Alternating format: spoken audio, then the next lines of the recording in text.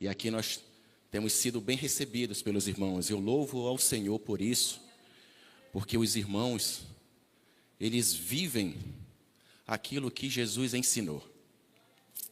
Amar o seu irmão como a si mesmo. E é uma satisfação, meus irmãos, andar com pessoas humildes, é uma satisfação andar com pessoas tementes ao Senhor, é uma satisfação contemplar a presença de Deus na vida de cada um dos meus irmãos. Pois bem, a mim foi dada a oportunidade essa noite, eu gostaria que os irmãos abrissem as suas Bíblias no livro de Atos.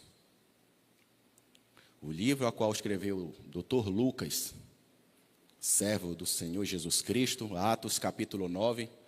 Vamos fazer uma leitura responsiva do versículo 1 até o versículo 18. Vamos praticar essa leitura, porque é necessário que nós leiamos todo o versículo para que a gente possa entender aquilo que vai ser pregado essa noite. Eu vou falar sobre a conversão desse homem tão admirado, o apóstolo Paulo. Vamos entender um pouco de onde ele veio, quem era Paulo. Vamos compreender um pouco sobre esse homem fascinante que chamou a atenção do próprio Deus e que o Senhor levantou ele para que nós pudéssemos ser alcançados. Nós que eu falo gentios, nós que eu falo a parte do Ocidente, nós que não fazemos parte do povo de Israel, né? E graças a essas cartas, graças à disponibilidade e à ousadia de Paulo, nós fomos alcançados através de sua palavra e de seu ministério e a sua crença no amado de nossas almas, que é Jesus Cristo. Vamos lá, meus irmãos. Enquanto isso, Saulo ainda respirava ameaças de morte contra os discípulos do Senhor. Dirigindo-se ao sumo sacerdote, pediu-lhe cartas para as sinagogas de Damasco, de maneira que, caso encontrasse ali homens ou mulheres que pertencessem ao caminho, o caminho significa cristãos, viu? Que era o nome que eles davam àqueles que seguiam Cristo, os levasse presos para Jerusalém. Na sua viagem, quando se aproximava de Damasco, de repente brilhou ao redor dele uma luz que vinha do céu. Ele caiu por terra e ouviu uma voz que lhe dizia: Saulo, Saulo, por que você me persegue? Saulo perguntou: quem és tu, Senhor? Ele respondeu: eu sou Jesus, a quem você persegue. Levanta-se e entre na cidade. Alguém lhe dirá o que você deve fazer. Os homens que viajavam com Saulo pararam, emudecidos, ouviam a voz, mas não viam ninguém. Saulo levantou-se do chão e, abrindo os olhos, não conseguiu ver nada, de modo que os homens o levaram pela mão até Damasco. Por 3 dias esteve cego, não comeu nem bebeu nada. Em Damasco havia um discípulo chamado Ananias, guarda esse nome, Ananias. O Senhor o chamou em uma visão. Ananias, aqui estou, Senhor, respondeu ele. O Senhor lhe disse: vá à casa de Judas, irmão de Jesus, na rua chamada direita, e pergunte por um homem de Tarso chamado Saulo. Ele está orando neste momento. Em uma visão, ele viu um homem chamado Ananias chegar a impor-lhe as mãos para que o voltasse a ver. Ananias respondeu: Senhor, tenho ouvido muita coisa a respeito desse homem e de todo o mal que ele tem feito aos teus santos em Jerusalém. Ele chegou aqui com a autorização dos chefes dos sacerdotes para prender todos os que invocam o teu nome. O Senhor, porém, disse a Ananias: vá, este homem é instrumento que escolhi para levar o meu nome diante dos gentios e dos seus reis, bem como diante do povo de Israel. Mostrarei a ele quanto deve sofrer pelo meu nome. Então Ananias foi, entrou na casa, impôs as mãos em Saulo e disse: irmão Saulo, o Senhor Jesus, que apareceu no caminho por onde você vinha, enviou-me para que você volte a ver e seja cheio do Espírito Santo. Imediatamente algo como escamas caiu dos olhos de Saulo e ele passou a ver novamente, levantando-se e foi batizado. Soberano Deus, que tu possa, Senhor, me usar nesta noite para os teus filhos. Que eu possa ser um canal de bênção, Senhor, na vida de cada um aqui esta noite, Senhor. E que a tua palavra poderosa possa alcançar também vidas que estão nos ouvindo nos seus lares, Senhor, através desse canal do YouTube, Senhor. Que tu possa vir fazer o teu mover essa noite, Senhor. Que teu Espírito Santo possa vir alcançar vidas, Senhor. Que nós possamos ser, Senhor Jesus, mudados, direcionados para a tua vontade, no nome santo de Jesus. Amém. Meus irmãos, de vez em quando eu vou tossir, eu peço até perdão logo antecipado. Eu estava intercedendo para que eu ficasse melhor dessa tosse, e de fato eu fiquei, porque eu não queria desmarcar com meu irmão Exídio. Mas deu certo e eu estou aqui, mas que bom que trouxeram água. De vez em quando eu tomo um pouco de água, porque eu estou com uma tosse muito seca. Mas continuemos, porque Deus sabe de todas as coisas. Quem foi Saulo? Saulo de Tarso. Saulo de Tarso, meus irmãos, foi um homem, quando criança, que viveu em 3 mundos. Ele tinha, por entendimento cultural, social, o mundo judaico, o mundo romano, e ele tinha também o mundo grego. Paulo, ele andou por todos esses setores, toda essa parte social, Paulo caminhava e tinha passagem, porque ele vinha de uma família que tinha uma certa autonomia no meio da sociedade. Alguns estudiosos falam que era o seu avô que deu de herança essa nacionalidade para Paulo, nacionalidade romana para Paulo, devido à diáspora, devido à saída deles e favores que ele prestou para os romanos. Porque naquele período só tinha essa nacionalidade, quem não era de fato romano, aqueles que tinham prestado serviço a Roma ou que tinha muito poder de barganha, poder financeiro para poder comprá-lo. E alguns estudiosos falam isso. Por Paulo ter essa cidadania, por Paulo ser de uma família abastada, e por Paulo andar no meio dos rabinos, dos saduceus, dos fariseus, do entendimento religioso do período, Paulo, aos 14 anos, ele foi mandado para Jerusalém, para ali estudar, para ali ele se formar como doutor da lei, como ele mesmo se intitulou fariseu, descendente da tribo de Benjamim e fariseu assíduo, e como ele mesmo mencionou de si, um dos maiores entre eles. E é interessante que Paulo também ele menciona que ele estudou nos pés de Gamaliel. Quem era Gamaliel? Gamaliel, no período de Paulo, era uma das maiores escolas, universidades da época. Porque naquele período, as sinagogas, elas eram também universidades, era local de ensino. Também servia como local de julgamentos. E também servia como locais de culto. E ali Paulo, ele estudou. E quem foi Gamaliel? Gamaliel foi neto de Hilel. Hilel também era um grande rabino no período de o rei Herodes. Para vocês entenderem, no tempo do rei Herodes, só existia 2 tipos de sistema teológico, um mais conservador e outro mais liberal. Para vocês entenderem de uma forma assim, bem grossa, é como se fosse calvinismo e arminiano. E Hilel foi um fundador de uma dessas casas, que era Bet Hilel, que era pai de Gamaliel. Por isso que Paulo, quando ele fala, eu estudei nos pés de Gamaliel, ele não está falando somente do Gamaliel, ele está falando de onde ele veio, a origem que ele veio. Ele era um homem conservador. Ele fazia parte dessa classe que defendia desses doutores da lei que procuravam de todas as maneiras, inclusive com a força, inclusive com armas, reter tudo aquilo que se levantasse contrário ao ensinamento deles.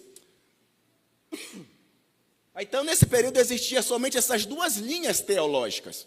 E Paulo fazia parte dessa linha que pertencia a Gamaliel, que era de Hilel. A outra era Shammai, quem acho que alguns aqui conhecem.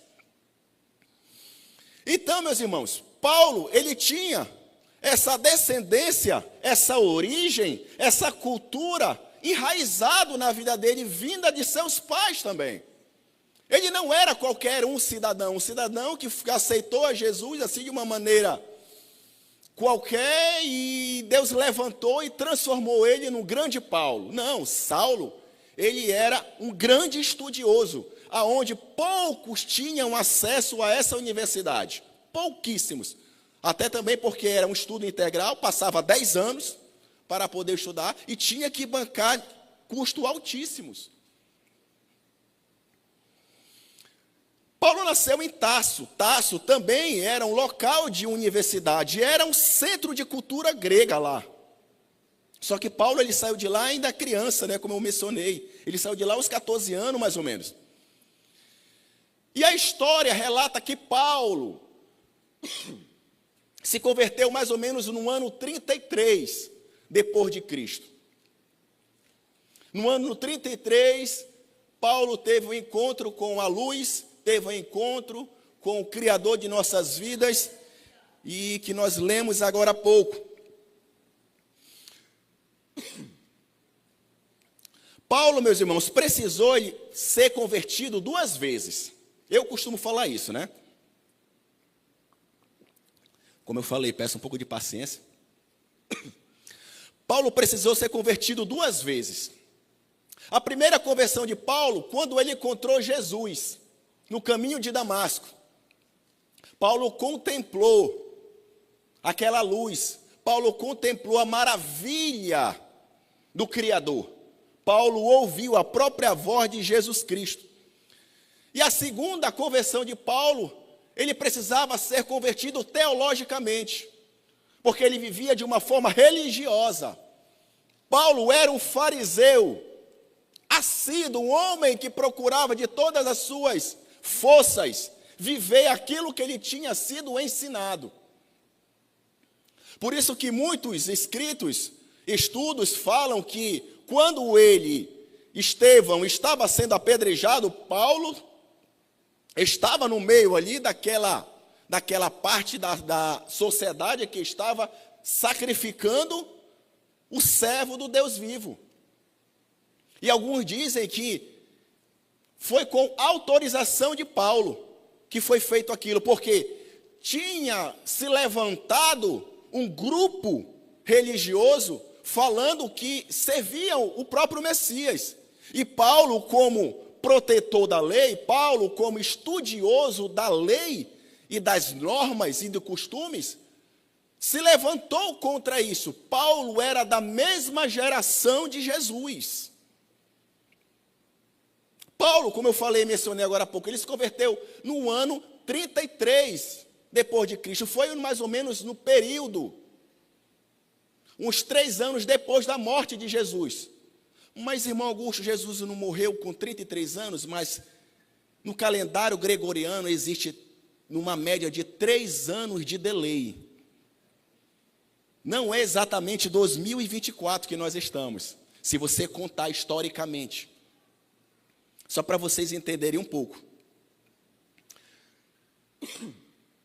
E para que Paulo pudesse ter essa conversão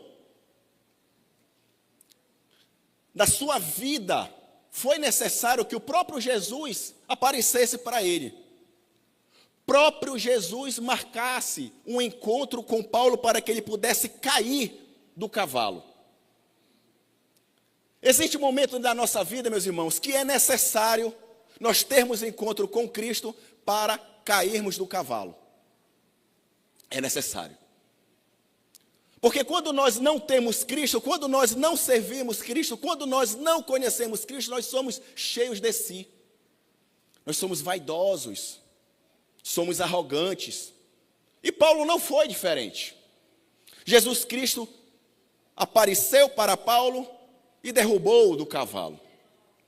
A segunda conversão foi teologicamente. No momento após que ele caiu do cavalo, o Senhor pediu para que ele fosse e se retirasse numa casa de um servo dele. Naquele momento, Paulo foi alimentado, foi curado, e após disso ele foi para o deserto da Arábia. Você consegue encontrar isso lá em Gálatas, capítulo 1, versículo 17. Porque é o deserto, meus irmãos, que faz o molde no vaso. É o deserto que vai lapidar e tirar tudo aquilo que Deus não quer que fique em você e lançar fora. O que era que tinha nesse deserto, irmão Augusto? Era o povo dos essênios que morava lá. Era o povo que pertencia a Cristo, que estava meio escondido para lá. Era um povo pobre, um povo doente, era um povo que era excluído da sociedade. E como vocês bem sabem, na cultura judaica,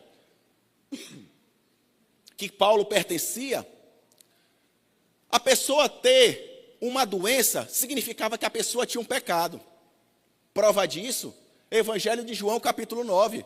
Quando Jesus Cristo está entrando na cidade, os seus discípulos falam: Senhor, quem pecou? Ele ou foi os seus pais para que ele pudesse nascer cego desse jeito? Porque para a cultura judaica, nascer cego estava em pecado ou seus pais. Se uma pessoa tinha alguma deficiência, algum problema, está em pecado.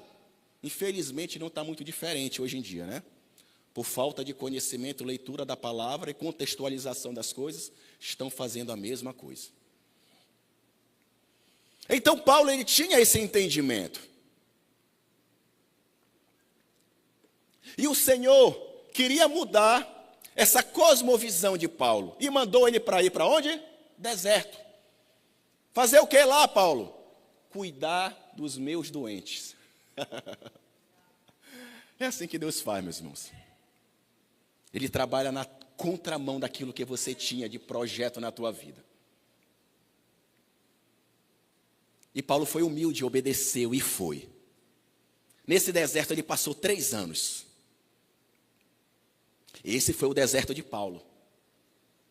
O meu deserto eu passei mais ou menos uns 5 a 6 anos. Mas eu não fui tão limpo quanto Paulo foi.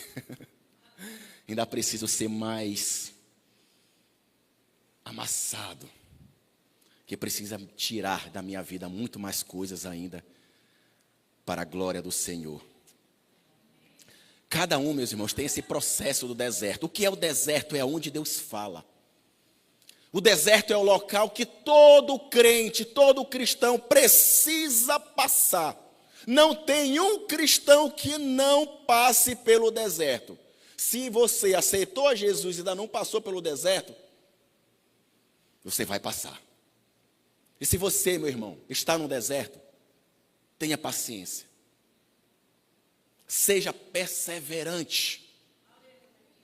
Ore ao Senhor, busque ao Espírito Santo, clame a Ele, que Ele responderá e te ajudará e segurar nas tuas mãos, e você vai caminhar pelo esse deserto juntamente com aquele que te colocou lá dentro, porque Ele é justo e fiel e não abandona os seus, porque Ele está contigo nesse deserto, porque Ele que te colocou nisso, e nada irá acontecer diferente daquilo que Ele propôs que aconteça, porque Ele é e tem o controle de tudo.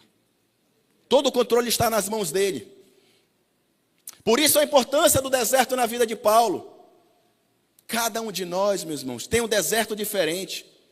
É no deserto que Deus molda. Paulo precisava ter a conversão do seu coração. Paulo, ele tinha encontrado Jesus, só que tudo aquilo que ele tinha de entendimento sobre quem era o Messias era diferente daquilo que o Messias tinha se apresentado. Porque pela cultura judaica e pelo estudo farisaicos. O Messias precisava vir com poder e glória. Eles esperavam o Messias como ele viesse na segunda vinda, como Jesus vem agora.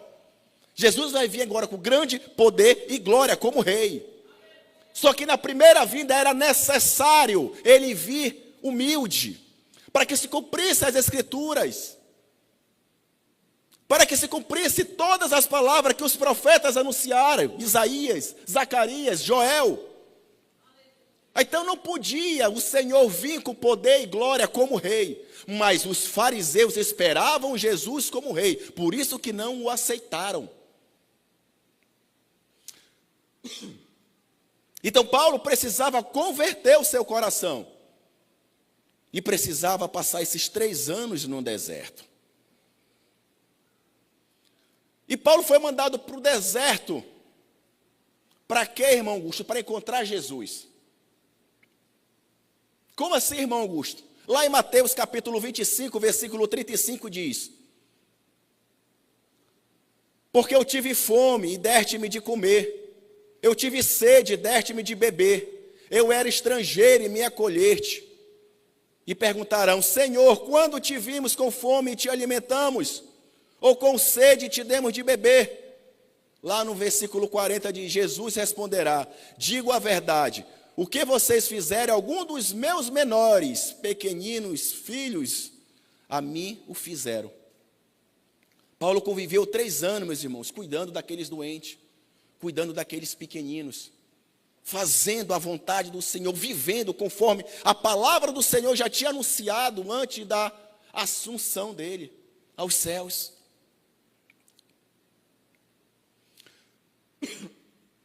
Porque, meus irmãos, quando Deus se apresenta, é especial. A voz do Senhor é diferente.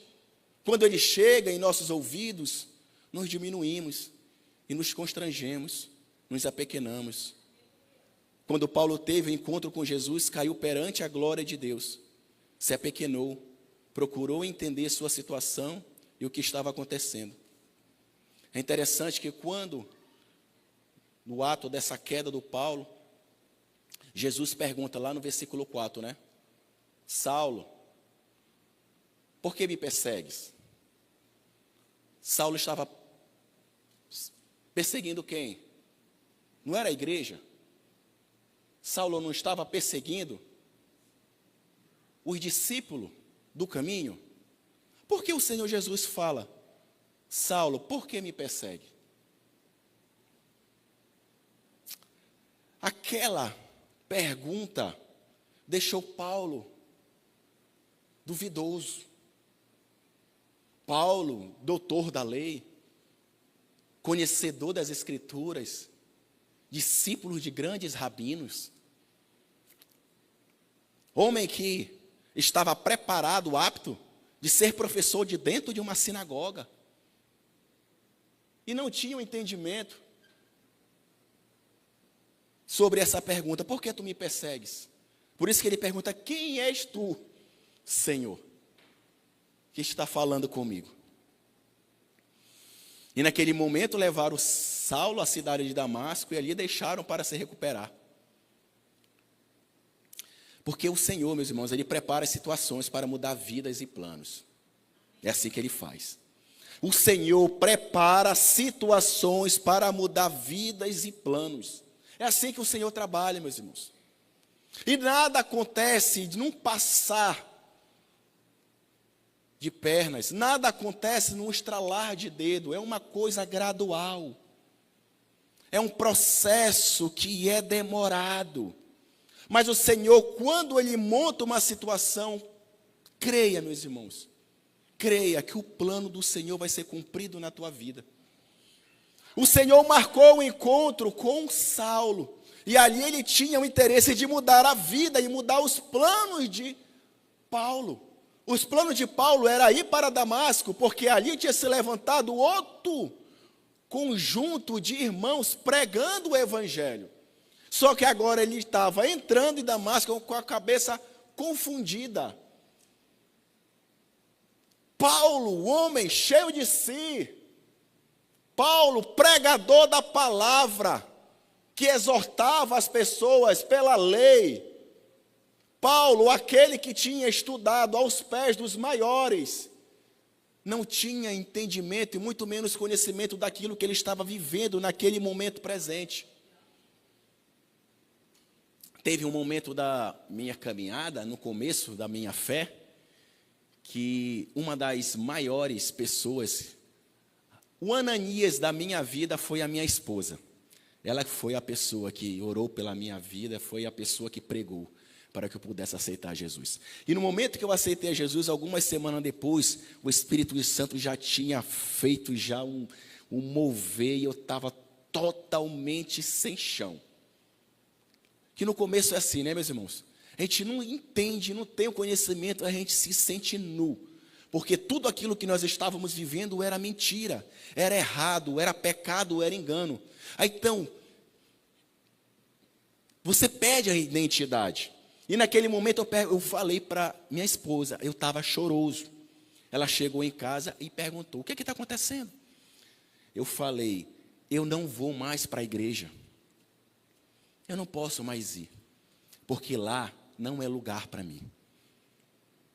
Eu sou sujo. Você não faz ideia das coisas que eu já fiz. Eu já me levantei, eu já blasfemei, eu já cometi tantas atrocidades e mentiras, enganos contra esse Deus santo, puro, que eu não tenho coragem de me apresentar a Ele. E ali de vez ela sorriu, porque ela estava sendo usada pelo Espírito Santo. E ali ela me direcionou ao caminho da luz, ela foi o caminho que eu estava necessitando para Cristo, através da sua palavra. Quantos aqui foram Ananias e quantos aqui já receberam Ananias na sua vida? Muitos dos meus irmãos, muitos lá fora, têm deixado essa essência do evangelho de lado, essa parte da ajuda mútua, essa parte do caminhar junto, essa parte de interceder em oração, por pensar em si, devido a essa cultura que nos é pregada, desse sistema diabólico que nos é inserido todos os dias, de você só pensar em si, de você buscar só para si, de você conquistar, de você ter, de você poder, de você cada vez mais ser maior, cada vez mais ser melhor, e você só pensar em si. E esquecemos de orar pelos nossos irmãos. Segunda-feira eu ouvi um testemunho assim, que mexeu muito comigo, do irmão Zé Maria, que ele não veio hoje, falando exatamente isso, que através da intercessão de um irmão que orou pela vida dele e convidava todas as oportunidades, esse irmão Zé Maria, para vir para a igreja, e um momento que Jesus marcou um encontro com ele e ele caiu do cavalo. É no simples, é na simplicidade que Deus trabalha, meus irmãos. Quem poderia falar para Paulo que naquela viagem, montada num cavalo, ele iria ter um encontro com Cristo, com o próprio Messias?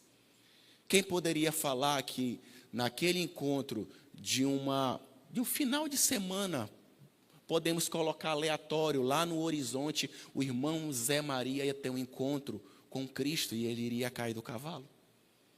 Quem é que marca, quem é que agenda para Jesus? Quem é que liga para ele e manda o zap para que ele possa vir estar e fazer aquilo que nós queremos? Quem é? Se não for o Espírito Santo que está no controle de tudo, que faz a nossa vida tomar a direção que Jesus Cristo quer que nós tomemos para que ele possa ter um encontro conosco. Aleluia. Naquele momento, meus irmãos, Jesus falou em revelação com Ananias, homem de oração, cheio do Espírito Santo de Deus, um servo obediente e temente a Deus. Ananias, meus irmãos, teme o chamado do Senhor naquele momento, Porque Ananias fala, ele chegou aqui com a autorização do chefe dos sacerdotes para prender todos os que invocam o teu nome, Senhor. Porque Ananias, ele tinha um conhecimento a quem Paulo pertencia. Ele estava com cartas do próprio Sinédrio para matar, para prender, para executar, e ele tinha autonomia para isso. E Ananias, servo do Deus vivo, ele tinha esse conhecimento. Mas é interessante que a palavra fala aqui que o momento que Ananias estava em oração, o Senhor se revelou para ele e falou com ele. Isso nos chama a atenção no momento de oração que nós precisamos ter diariamente em nossas vidas, meus irmãos. Como é que você quer ouvir a voz do Senhor? Como é que você quer criar intimidade com o Senhor? Como é que você quer entender a vontade e os planos e os projetos de Deus na tua vida se você não ouve, não tem intimidade, não conhece o teu Deus? Como? Como é que você pode chamar um Deus de Pai se você não dialoga com Ele?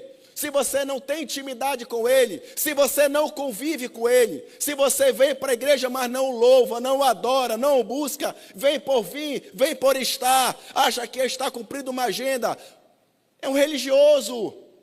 Paulo era um religioso. Paulo vivia uma religiosidade. É interessante aqui, meus irmãos, deixa eu abri um parênteses sobre esse momento de oração, que os judeus, eles, por cultura, eles praticam todos os dias, de manhã, tarde à noite, a oração. Todos os dias, eles buscam a Deus. Mas acontece, meus irmãos, que não é somente você se apresentar. As coisas não funcionam do jeito que nós queremos. Senhor, eu estou aqui. Eu decreto na minha vida uma bênção. Quem é tu? Para poder mandar no teu Deus, naquele que te deu vida, naquele que te deu renovo, naquele que te deu liberdade para conhecer o certo e o errado, e para poder cultuá-lo e glorificar o nome dele. Muitas das pessoas estão vivendo num engano, meus irmãos, levantando falsas orações, falsas pregações. Por isso que eu falo aqui nessa pregação a necessidade da presença do Espírito Santo na vida do cristão. A necessidade, porque existe hoje, eu costumo muito falar isso, existe dois tipos de pessoas dentro da igreja, os crentes e os cristãos. O que é ser crente, irmão Augusto? É ter um credo. O macumbeiro é crente. O católico é crente. É ter um credo. É ter uma fé. E o que é ser cristão? É ser discípulo. O que é ser cristão? É viver como Cristo viveu. O que é ser cristão? É ter intimidade com aquele que deu a sua vida por amor de mim. O que é ser cristão? É cumprir a vontade dele na minha vida. O que é ser cristão é não viver eu, mas Cristo, conforme a sua palavra. O que é ser cristão? Eu abnegar tudo aquilo que eu quero, mas eu viver a vontade do meu Deus na minha vida. Mesmo que seja contra a minha vontade, como Ananias fez. Ele não queria ter um encontro com Paulo. Ele sabia que o Paulo era assassino, mas ele obedeceu. Ele era cristão, não era crente. Ele era cristão. Ananias foi, mesmo com medo, ele confiou no Senhor. Entenda o seu chamado, meu irmão, não questione. Você é vaso, não é o oleiro. Seja obediente. Ele conhece a sua vida. Então, lá no versículo 11 e 12, o Senhor disse, vá à casa de Judas, chamada casa direita, que existe até hoje, meu irmão, essa rua direita. E pergunte por um homem de Tarso chamado Saulo. Este está orando. Numa visão, um homem chamado Ananias chega e impõe-lhes as mãos. Entenda a importância da oração na sua vida, meu irmão. Precisamos criar uma vida nos pés do Senhor. Ter experiências com Ele. Intimidade com o Senhor. E só conseguimos através da oração. Só conseguimos ter intimidade com o Senhor através da oração. A pessoa que mais próxima a mim, hoje, aqui nessa igreja, é o irmão. Os outros eu estou ainda me chegando. Por que o irmão? Porque ele é mais bonito? Porque ele é mais inteligente? Não. É porque é uma pessoa que eu criei um afeto e nós estamos andando juntos e conversando, estamos nos conhecendo. É a mesma coisa a oração. Como é que tu quer conhecer o teu Deus se tu não dialoga com Ele? Como é que você quer compreender e receber daquele que pode mudar a tua vida, mudar a tua história, se você não o procura? Eu preciso procurá-lo, é lógico. Aonde, irmão Augusto? Aonde você quiser, no seu quarto principalmente. Entre no teu quarto, fecha a tua porta e ora, clama, ali se rasga, ali chora, ali apresenta para Ele, ali conversa com Ele, ali você é filho, ali você é servo. Ali você não precisa viver de uma forma como você apresenta na sociedade, não. Porque Ele te conhece muito melhor do que você mesmo. Por isso a importância da oração, meus irmãos. E nós precisamos nos moldar na palavra de Deus. Paulo era doutor da lei, procurava com toda a sua força servir a lei, mas novamente não é somente conhecer a lei ou os mandamentos. Quem interpreta e nos dá o discernimento é o Espírito Santo, meus irmãos. Lá no Evangelho de João, capítulo 14, versículo 25 e 26 diz: Tenho-vos dito isto, estando convosco, mas aquele Consolador, o Espírito Santo, que o Pai enviará em meu nome, esse vos ensinará todas as coisas e vos fará lembrar de tudo quanto vos tenho dito. É o Espírito Santo que vai fazer você ter esse conhecimento da verdade. Não é por entendimento humano, nem uma academia.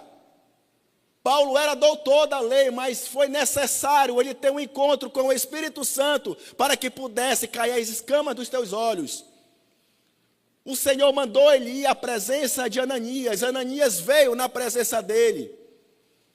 E Ananias fez a imposição de mão. Naquele momento, Paulo, como escamas caíram dos seus olhos, ele conseguiu contemplar a palavra da forma original, a forma pura, a forma como nos foi dada. O Verbo se fez carne e viveu entre nós. Ali ele contemplou quem era Cristo.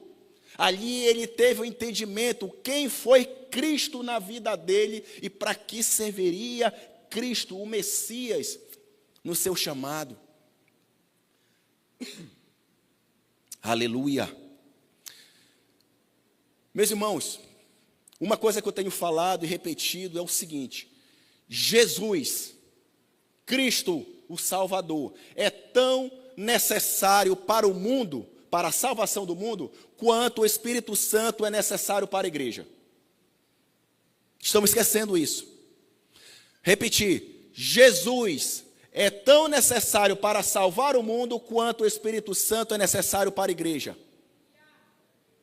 Sem a presença do Espírito Santo, o Consolador, o prometido, aquele que foi anunciado e enviado pelo próprio Jesus na igreja, a igreja não conseguirá passar pelas tribulações, pela dificuldade, e não ficará firmado no Evangelho, que é a palavra, que é Jesus. Prova disso é Paulo. Prova disso que lá em Atos, quando Jesus subiu aos céus, ele falou: eu irei, mas não ficarás sós, eu enviarei o Consolador. O que foi que aconteceu com os discípulos? Se dispersaram, voltaram às suas vidas normais.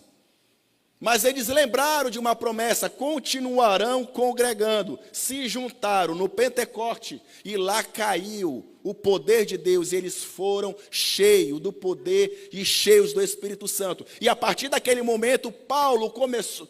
Pedro começou a pregar, 3.000 vidas se salvavam, 5.000 vidas se salvavam, depois do descer e o poder, o revestimento do Espírito Santo. Aleluia. Fiquemos de pé, meus irmãos. Eu corri aqui, já tinha mais coisa, mas o tempo acabou. Aleluia.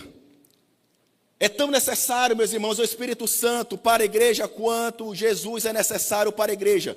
Nós, cristãos, aceitamos a Jesus. Nós, cristãos, necessitamos se dobrar aos pés de Jesus e orar para Ele, todos os instantes, todos os momentos, nos consagrar, nos humilhar, o adorá-lo, buscá-lo, para que Ele possa vir nos revertir, nos ensinar, tirar as escamas dos nossos olhos, viver conforme a palavra fala e pede que nós vivamos.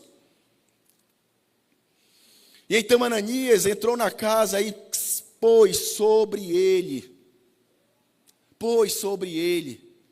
a mão, e ele foi cheio do Espírito Santo. Paulo naquele momento foi cheio do Espírito Santo. Meus irmãos, que a palavra que foi pregada essa noite possa ser como uma semente no coração de vocês. E essa semente possa germinar e o Espírito Santo possa vir habitar na vida de cada um. E que vocês possam nesse momento, eu profetizo, assim como fez Ananias, eu ergo as minhas mãos e faço imposição de mão na vida de vocês, vocês que representam as suas casas, vocês que representam as suas famílias, vocês que representam os seus filhos. Se você tem um filho que está desviado, se você tem um marido que não está aqui contigo, está na vida no mundo ainda, se você ora todos os dias e clama ao Senhor, eu profetizo na tua vida nesse momento, que o Espírito Santo possa vir te encher, que o Espírito Santo possa vir nesse momento fazer que caia as escamas dos olhos do teu marido, do teu filho. Que nesse momento o Espírito Santo possa vir e fazer mudar o trajeto, os planos, a vida.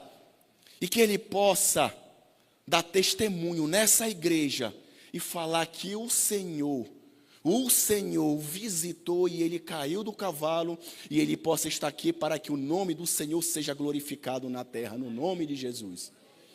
Aleluia. Louvado seja o nome do Senhor.